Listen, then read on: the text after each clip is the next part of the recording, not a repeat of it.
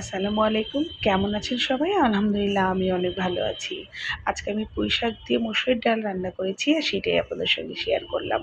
তো এই রান্নাটা এর আগেও আমি দেখিয়েছি। তারপরেও আজকে দেখানোর মানে হচ্ছে এই যে শাকটা দেখছেন এটা আমার গাছের শাক। তো প্রতিদিন যখন গাছে পানি দিতে যাই এক মুঠি করে শাক নিয়ে আসতে বেশ খানিকটা হয়ে গেছে। তাই ভাবলাম যে আজকে একটু রান্না করে ফেলি। তো এখানে আমি কড়াইতে একটু সরিষার মানে সাদা তেল দিয়েছি। আর এর ভিতরে আমি ৪ টুকরো রসুনের কুচি একটু থেঁতো করে নিয়েছি, ৪-৫টা পেঁয়াজ আর ৫-৬টা কাঁচামরিচ, হ্যাঁ? কাঁচামরিচটা অল্পই দিয়েছি, বাচ্চাদের খাওয়াবো। আর পেঁয়াজ রসুন ভাজতে মনে পড়ে গেল যে আমি জিরেটাই দিই নাই। তো যাই হোক একটু সাইড করে নিয়ে জিরেটা ফোড়ন দিয়ে দিলাম।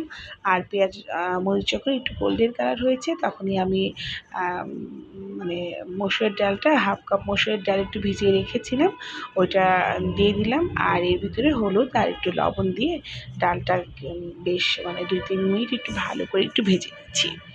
আর এই ডালটা ভাজা হয়ে গেলেই কিন্তু আমি শাকগুলো দিয়ে দেবো। তো যাই হোক আমি এই শাকগুলো এখন দিয়ে দিচ্ছি, দিয়ে ডালের সাথে খুব ভালো করে মিশিয়ে দেবো, হ্যাঁ? আর সবচেয়ে বড় কথা কি জানেন? এই শাকের না আমি একটু কিছু ফেলিনি। আর মানে ডাঁটগুলো যে আছে না, ডাঁটগুলোও না বেশ মানে ভালো নরম আছে। খুব ভালো লাগছে, হ্যাঁ? পুরোটাই আমি দিয়েছি। যদিও আমার গাছটা খুব ছোট, তারপরেও আমি এই যে একটু করে শাক উঠিয়ে নিয়ে মানে একটু ডাল দিয়ে রান্না করছি। গন্ধটাই খুব ভালো বের হচ্ছে। যাই হোক আমি বারবার ঢাকনা উঠিয়ে একটু নাড়াচাড়া করে দিয়েছি। আর যখন শাকটা একদম টুটে গেছে তখন কিন্তু এই যে আমি মানে একটু গরম পানি দিয়ে দিলাম বেশ খানিকটা।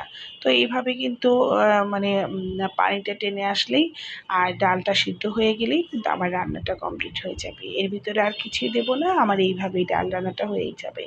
তো এটা আসলেই দেখানোর কিছু নাই এই রান্নাটা।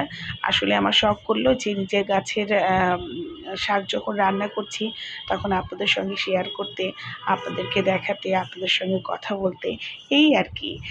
তো যাই হোক আমার রান্নাটা কিন্তু কমপ্লিট হয়ে গেছে।